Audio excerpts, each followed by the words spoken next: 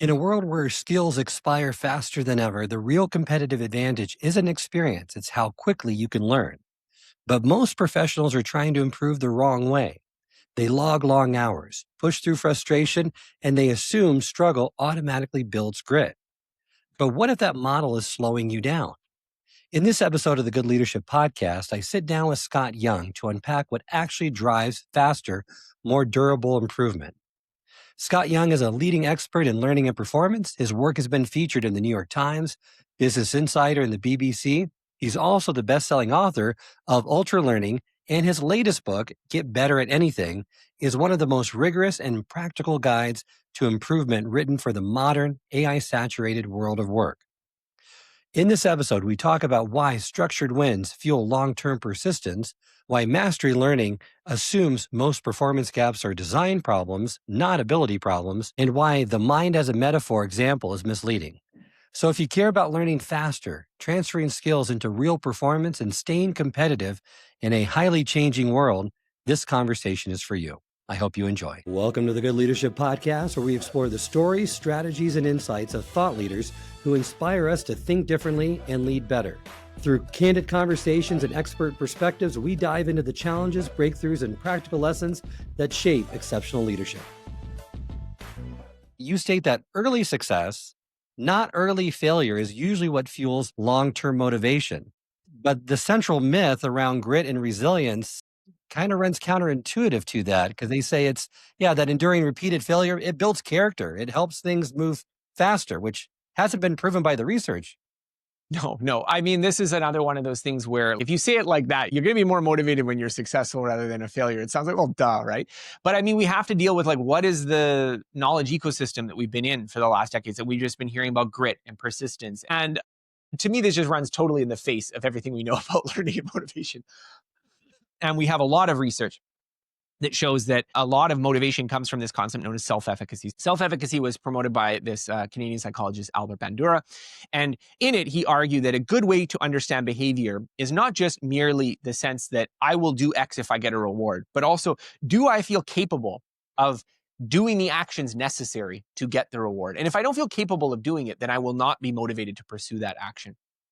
And this is an important implication, because when we are learning a lot of skills, a lot of what is holding us back is not even that, well, wouldn't it be great if we could do X or Y, but will I actually be capable of doing that? He found is that the main two sources of where we get this motivation from is personal mastery experiences, so doing something and being successful at it, or vicarious mastery experiences, which means watching someone who's in a similar situation to you, so I can put myself in their position and they were successful.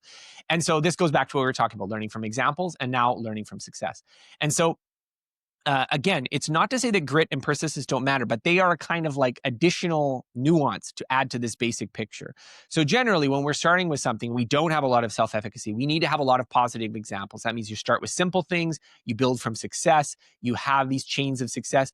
Once you have experienced a lot of success, it can sometimes be beneficial to have periods of struggle that are then followed by success, because then that teaches you that you not only are able to succeed when things are easy, but also when things are hard. But that's an important thing to keep in mind, that it is after a period of struggle, eventually experiencing success. There's this concept known as learned industriousness. If you work on really hard problems and then you succeed at them, you learn that actually all that effort that I put in, it's actually leading to a reward. So in the future, sort of in a kind of behavioral conditioning thing, it doesn't feel as bad. It feels less aversive to work really hard in something. And so this is what people who talk about grit and persistence are talking about, that if you are someone who has enough motivation that you are able to persist in the first place and you are able to be successful, that will allow you to be more persistent in the future. But if you work really hard and then you fail, that actually has the opposite effect, that makes you less likely to persist in the future. It tells you don't try next time because you're not going to be successful at it. And so the big takeaway of this is that when we are in the role of coaches and mentors and teachers, and we do have some ability to steer the path of learning that our subordinates or our children or our students are going to go through. We need to build this self-efficacy up through positive examples. And only once they are feeling good about it, then we give them harder problems. Then we give them bigger challenges. Then we give them things to work on. This sort of tough love approach where we are going to be punishing on them in the first place, to me, that's only good if your entire purpose was to kick out most of the people, like to not have them learn, to have them abandon it so that you just have the few people that already had talent and self-efficacy in your program. So if that was the goal, if you're doing SEAL training and you just don't want most of these people in your program, then yes, you can have Hell Week. But if you are trying to raise up your employees, trying to work with them, you need to create that self-efficacy. And really, it does mean that you need to have a lot of positive examples, a lot of things that are going to build that confidence rather than tear it down. I love that reframe. And you're right, adopting that mindset to treat underperformance as a design problem first, not a character flaw, which really ties into this next concept because I hear this a lot. Charles, I'm just bad at this. I'm not a math person. And it often means that you're not inherently capable, but rather you fail in the design of it, right? In the environment. So, what are some of the mental shifts that a person can take to overcome that? Well, I think these ideas of self-concept and self-identity, they have this tricky catch-22 problem. You have very low self-efficacy for something, then it's hard to have the motivation to work hard. And because it's hard to have the motivation to work hard, it's hard to get through those difficult problems and thus rebuild the self-efficacy. So I think whenever you're encountering something where you're going into it with low self-confidence, and it is important for you to be successful at it, then the idea here is that we want to start really small. We want to break things down, work on the basics first. So for math, if you were saying, I'm not a math person, well, to me, the right way to start that would be to get lots of practice with the math problems that you find easy. Build up that fluency, build up that building blocks. Do that before you're tackling the harder and harder problems. And so I've talked to a lot of people that they have maybe taken a long time off of math and they are sort of a little hesitant about getting started. And I would say go back to like something like Khan Academy and go do the the early grade 8 math or whatever it is that you have been 20 years since you've done it, and repeat it and practice it and do the problems that like, yeah, this sounds easy. I can do this. And then you can build up your confidence and that will allow you to tackling harder things. And the funny thing about this is that I feel like these identities we have, we take for granted that they're objective truth, but so often they're just a story that we're telling ourselves. That's something that just, it's based on a few examples. It's not really this super definite, concrete reality. And so there's lots of people that when they actually go through things the right way, when they go back and they sort of do this approach of building up confidence, they find out, I always thought I was bad at math, but I just didn't know how to study it, or I just didn't do it properly. And you can tell a new story about yourself. Not to say that everyone needs to work on their weaknesses. Certainly not everyone needs to be good at math. Not everyone needs to be good at public speaking or good at all these things.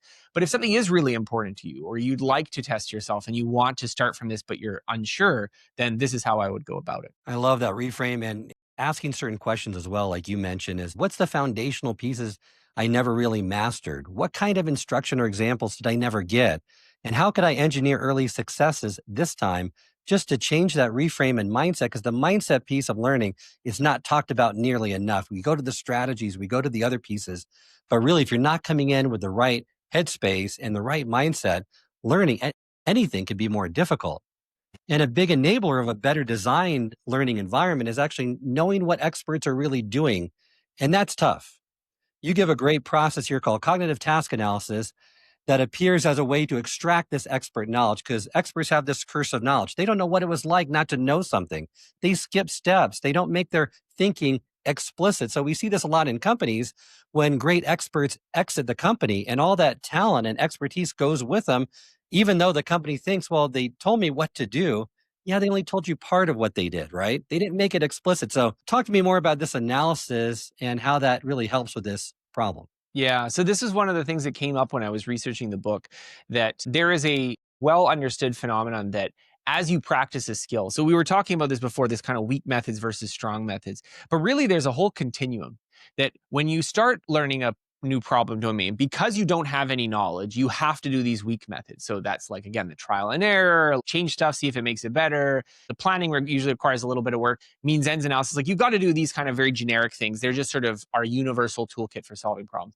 And then as you begin to practice, you'll learn some methods. And usually the process is that you'll learn the method somewhat explicitly. Someone will be taught to you, okay, well, this is you're going to do a SWOT analysis. And then as you continue to practice, as you get more experience, this sort of more method-based approach where you sort of have a kind of verbal description in your head of what to do gets increasingly practiced until what you're left with is a more recognition based. So it's more intuitive. And so the idea here is that when you are, let's say, learning chess, for instance, maybe you're doing a chess computer and you're playing it so that it won't let you do the wrong rules. And so the first place you're using the weak method, you're just trying out moving the pieces. And then someone sits you down and tells you what all the rules are. But over time, it turns into this, oh, in this sort of pattern, you do this thing. And you don't even think about it. You just turn it into intuition. And because it turns into intuition, if you become really, really good at something, it can sometimes be hard to go back and explain how to do it to someone who is at the very start because they don't have that knowledge. And so cognitive task analysis was this family of techniques that was created by researchers who wanted to try to understand, well, how does expertise work? What are the actual cues that experts are relying on to make their judgments? And so there's a huge amount of research has been done, all sorts of different techniques. And a lot of them, quite frankly, are like, you would need lots of years of training to even properly do a proper cognitive task analysis. But I liked the idea of cognitive task analysis, this sort of like idea of a field of like, how do experts break down what another expert knows? Like, how do they get past this intuition barrier? And so there's a lot of techniques that I think are particularly relevant here. One of the ones that I really like is where you basically get them to tell you stories, because often what experts will do is they will be kind of talking at the level of what's in their working memory when they're thinking about something. So what is the takeaways? And all the stuff that's automated, all the stuff that they don't even have to think about doesn't get mentioned. But if you can get someone to tell you, like a journalist, blow by blow, what they actually did in a particular scenario, this often surfaces things that they seem obvious to the expert, but are maybe not obvious to you. And one of the ways that you mentioned too, which I thought was really insightful, is just asking them the more concrete questions. Instead of what advice do you have? Walk me through the last time you faced a really hard case.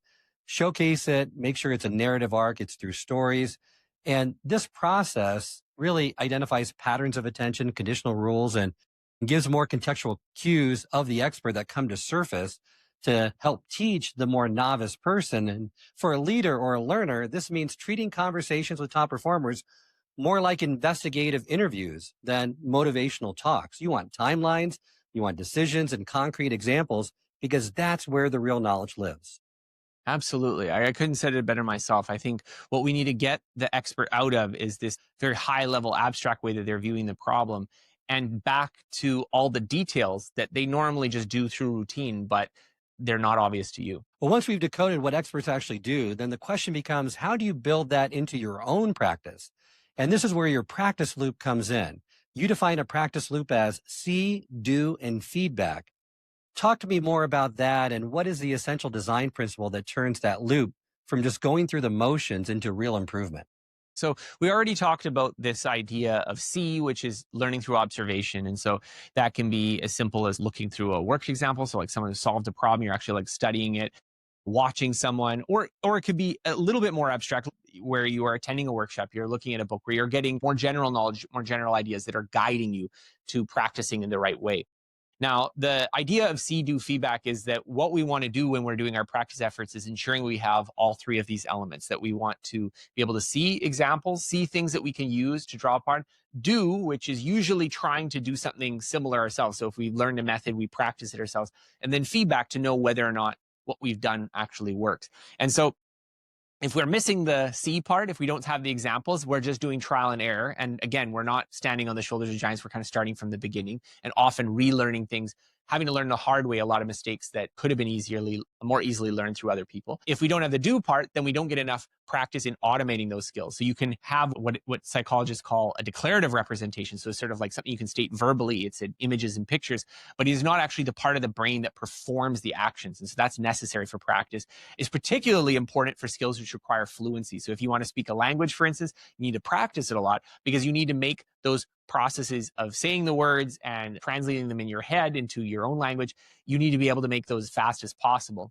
And then finally, you need feedback. And feedback is just this idea that once you've done an attempt, you need to have some way of recognizing whether you've done it properly.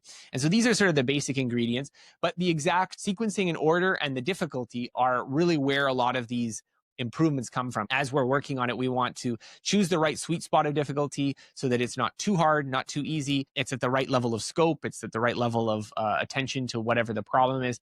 And fine-tuning those little dials is very important for getting our improvement efforts correct. And that's what distinguishes someone from just going through the motions from someone engaged in this deliberate practice that Anders Ericsson talks about, that the loop is tight, it's targeted, and it's used to drive iteration, not merely to verify that you put in the time. And that leads to what we talked about earlier, and I like to get into it now, about transfer. Everyone thinks certain things transfer much more broader than they actually do. So what big ideas about general abilities should listeners take away? Because we hear this a lot with brain training apps or any type of puzzle. I'm better at chess, so now I'm going to be a better strategic thinker. I've gone through Luminosity 10 hours a day for the last 10 weeks, and now my cognitive level has increased twofold. Talk to me more about that. I think we basically have the wrong metaphor about how the brain works, that we feel very comfortable with this mind-muscle metaphor. And specifically, the idea that, well, just in the same way that if you went to the gym and you lifted weights with your biceps and then you had to carry some groceries, you would expect there to be quite a bit of transfer. You'd expect that if I'm a more muscular, if I look like Arnold Schwarzenegger, I'm going to be able to lift a lot. Now, we assume that the brain works in a similar way. So someone who is very good at chess, for instance, because of all this mental training they've done in chess, that they should also be good at something that's not chess. They should be good at business strategy, for instance. There are definitely people who make that exact claim. I can find them. This is why you need to teach your kids chess, because it's going to give them all these non-chess skills later in life. Or why you need to teach your kids music, or why you need to teach your kids these other things. I cover a lot of the research that has been basically showing that empirically, in fact, we do not observe this, that transfer, when we do see it, tends to be fairly narrow. So if you get really good at chess, maybe you might get good at a related game, that there's going to be some overlap, but not as much as you'd expect. And certainly when you move to things that are chess strategy and business strategy, they're so different in actual practice of the thinking you have to do that there's very little transfer at all. And so this is disappointing, but I think it's disappointing only in light of, again, having the wrong mental model, having the wrong analogy of how the brain works. So the better analogy is that cognition and thinking is like having a big library of tools. And all the tools themselves are fairly specific. But if someone has a vast library of tools, then when they encounter a problem and they know how to pluck them off the shelves and use them in the right situations, they can solve many, many problems. Whereas the person who just has a hammer can only really solve the problems that look like nails. And this is the model that we want to work with. And the reason why I like this model too is because even though it might be somewhat disappointing that we can't just become smarter by doing brain training, I know there's a lot of fears about cognitive decline with aging, and it's sort of like, well, wouldn't it be great if I just did a lot of crossword puzzles and then that would fix that problem? And it doesn't seem to be the case.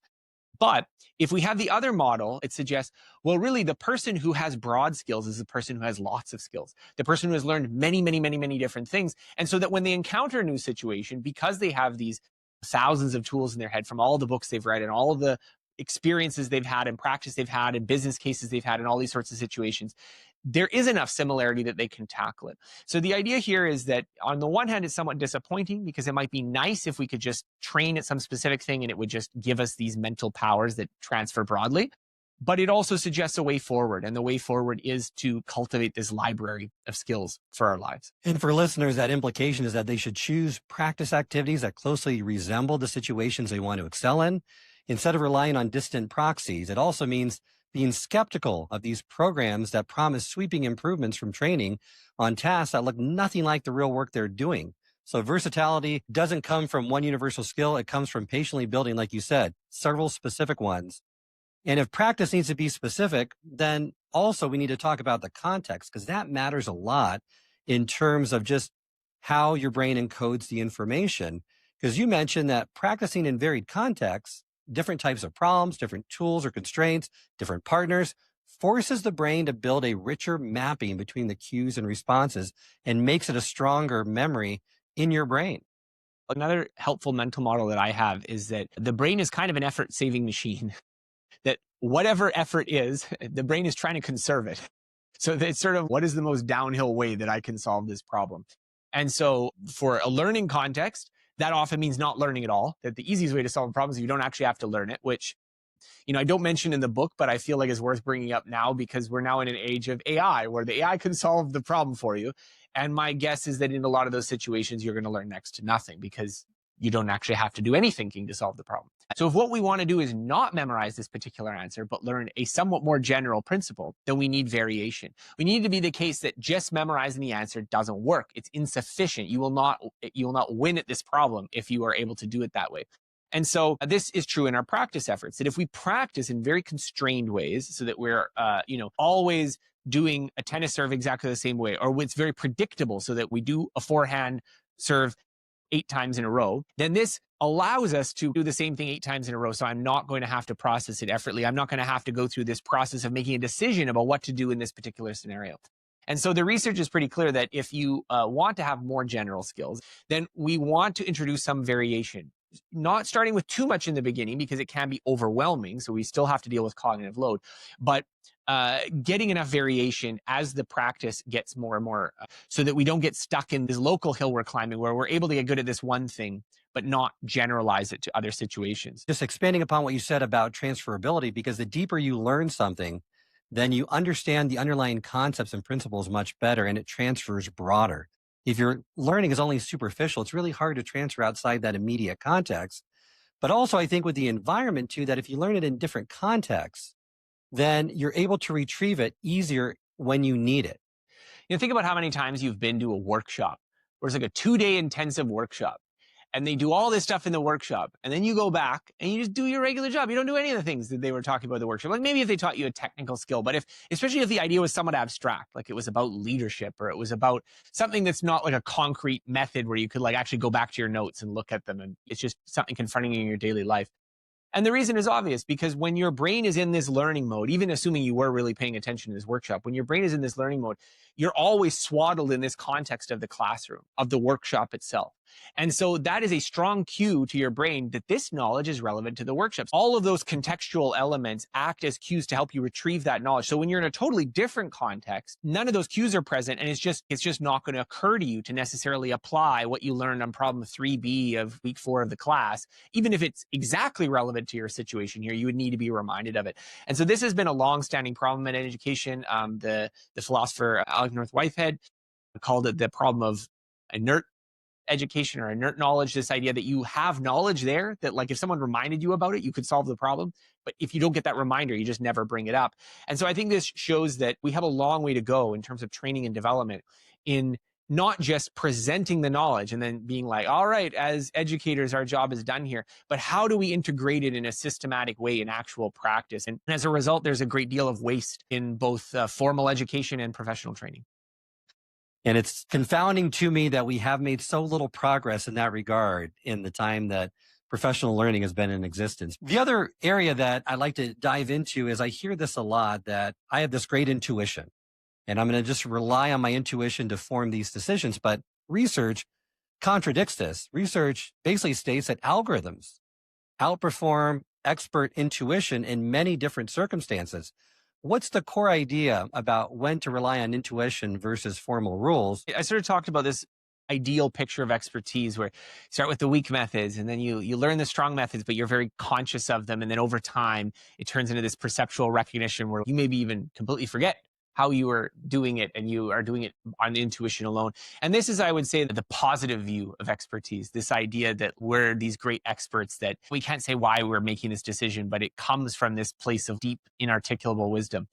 And there's another tradition within cognitive science that opposes this, that says that actually experts aren't even really that good, that there's lots of domains where it would expect that someone who has years and years of training and a very high paid salary and they're very prestigious and quite often haughty and arrogant, that they would get really high accuracy on some of these hard problems. And often they don't. One of the studies was psychologists trying to evaluate whether or not someone who was up for parole would reoffend.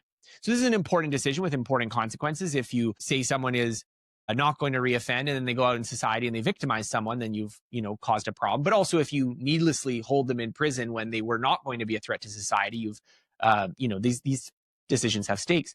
And clinicians and psychologists have all this training and theory, and they've spent hundreds and sometimes tens of thousands of hours working with these patients. So you would expect them to have this fine-tuned judgment to be able to say, oh, well, these sorts of people are going to reoffend, these people are not.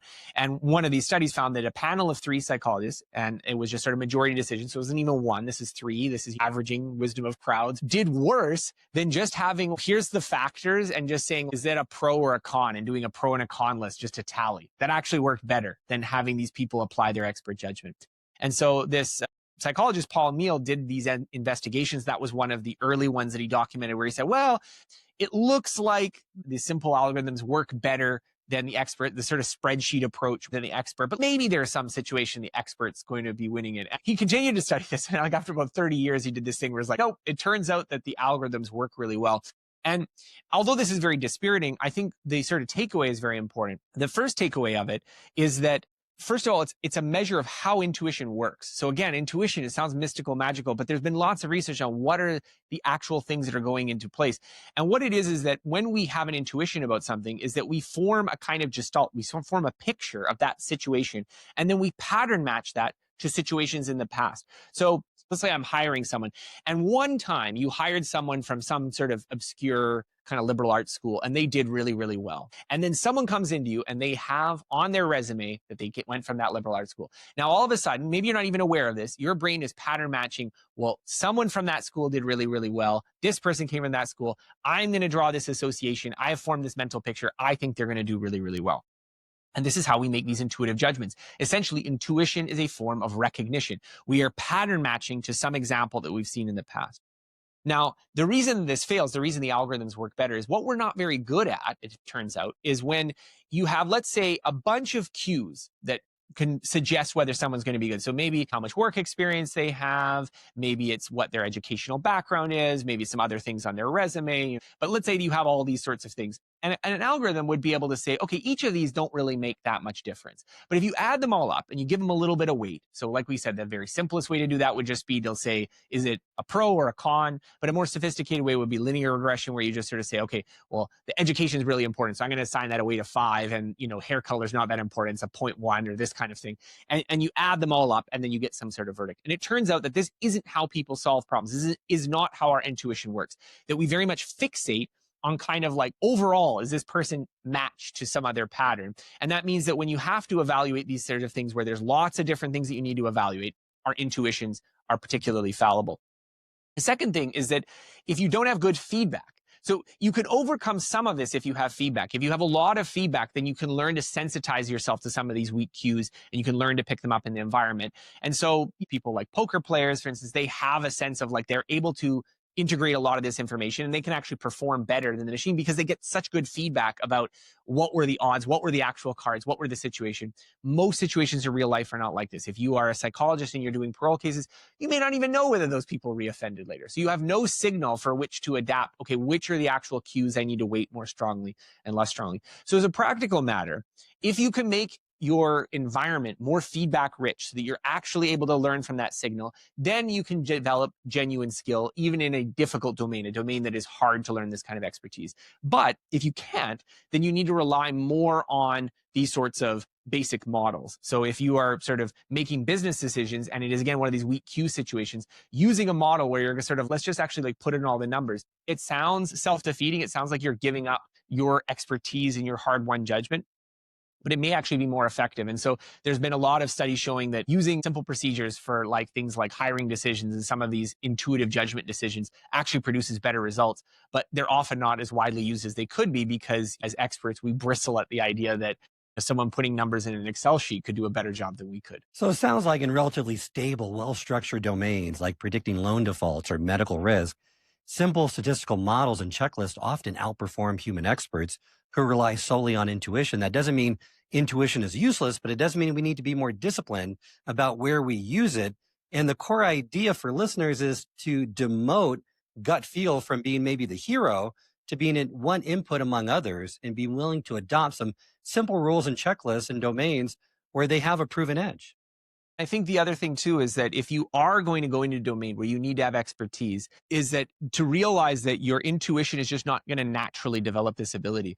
So I really liked Philip Tetlock's work with the Expert Judgment Project, where he basically found that experts of all stripes are wildly overconfident and often not even that accurate when it comes to making predictions in domains that they have expertise, which again flies contrary to our assumption of what expertise actually means. But smart people who have a certain kind of training and approach it in a certain way can actually do better. This isn't something that is just impossible to do, but it often involves counteracting some of these easy intuitions. So, for instance, if you are going to decide what's the probability of some event, so this project that we're pursuing, what's the chances completed on deadline?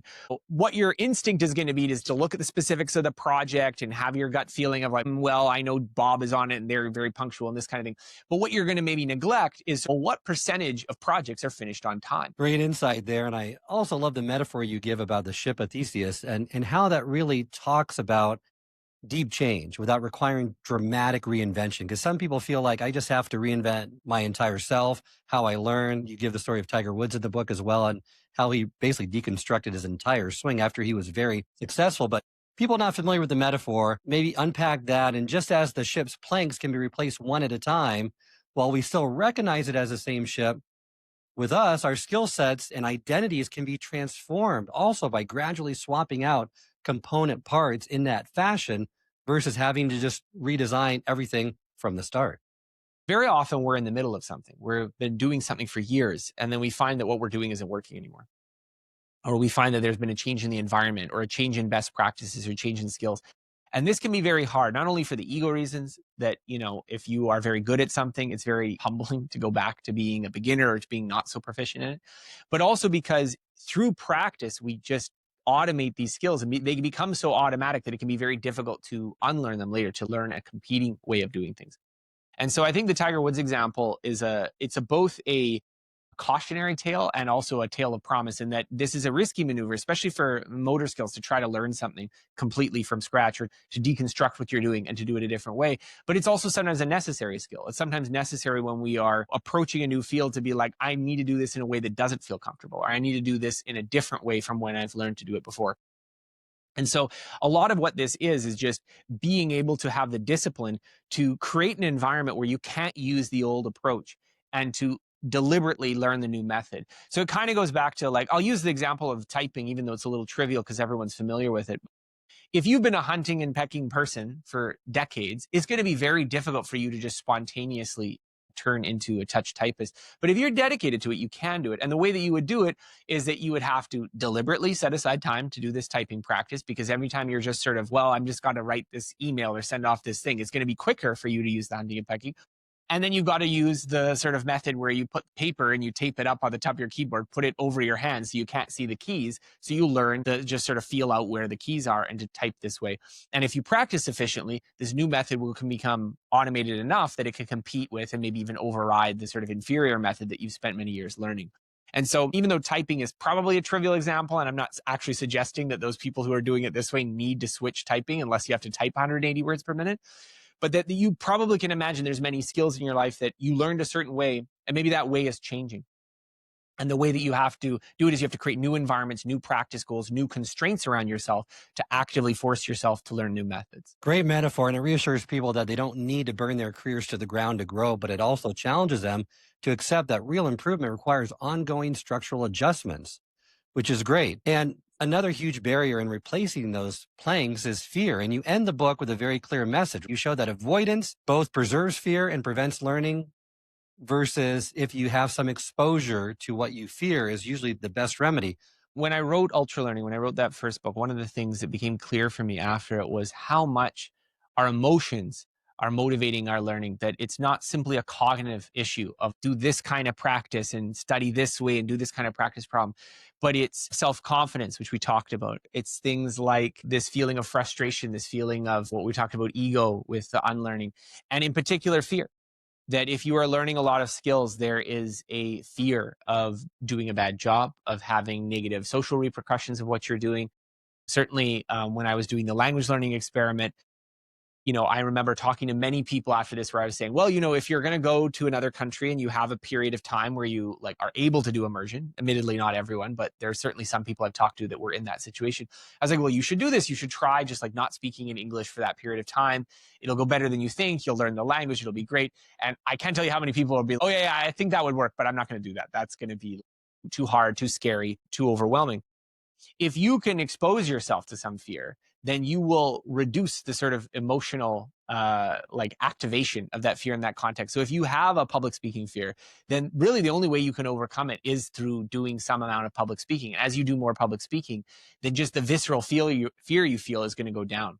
And so one of the things that we need to consider when we're attempting projects, when we're trying to learn things, is to also think about the emotional and think about how often what we're trying to overcome is not even so much a cognitive barrier. I need to learn something that's totally new. I need to have some skill that I don't currently possess. But an emotional barrier, I need to feel comfortable doing this thing that I already can do. And I need to feel confident doing it. And how you can approach learning in the same way of getting that feedback from the environment, doing the thing that makes you feel a little bit scared and realizing actually it's not so scary. And then that will make you calm down, make you easier to do that. And I think that applies to so many people in leadership positions, communication roles, anything involving other people, really. We have so many potential hangups and fears about it that approaching it with the right mindset can make a really big difference. Well, thank you so much, Scott. This has been a masterclass in what it truly takes to get better. As we close today, I always like to leave our listeners with a call to action. What is one thing that they could do tomorrow to help them along this process? Well, I would just take the see, do feedback maxim. Look at something that you've wanted to get good at. Are you learning from the best examples? Are you doing practice and you're actually working on the thing that you're trying to get good at? And do you have good feedback? Do you have the ability to learn from the real signal of what works and what doesn't? Thank you, Scott. Remind our listeners how they get in contact with you and learn more about your work. Yeah, so I highly recommend anyone who wants to can check out my website, scotthyoung.com. I think right now we're giving away 5 free ebooks on a lot of these topics of science of learning for anyone who wants to join. And of course, they can check out my books that we've been talking about this whole episode, Get Better at Anything and Ultra Learning. Thank you, Scott. For those listeners who want to go deeper, Scott's latest book, Get Better at Anything, it expands on the research we discussed today. It offers concrete, practical tools to help you redesign how you and your teams learn, practice, and perform. If this conversation sparked even one specific change in how you practice, lead, or learn, don't keep it to yourself. Share the episode with your colleague and team and start a conversation about how you can build better learning systems within your organization. Thanks for listening. And until next time, remember, it's not what you know, but what you do consistently that makes a difference. I hope this episode has provided you with valuable insights. If it has, I ask you to share it with someone who would also benefit from it. If you've been enjoying and gaining knowledge from this podcast, then subscribe to our YouTube channel where you can find all the previous episodes of the podcast and additional learning resources. You can also subscribe to the podcast on Apple or Spotify and leave up to a 5-star review.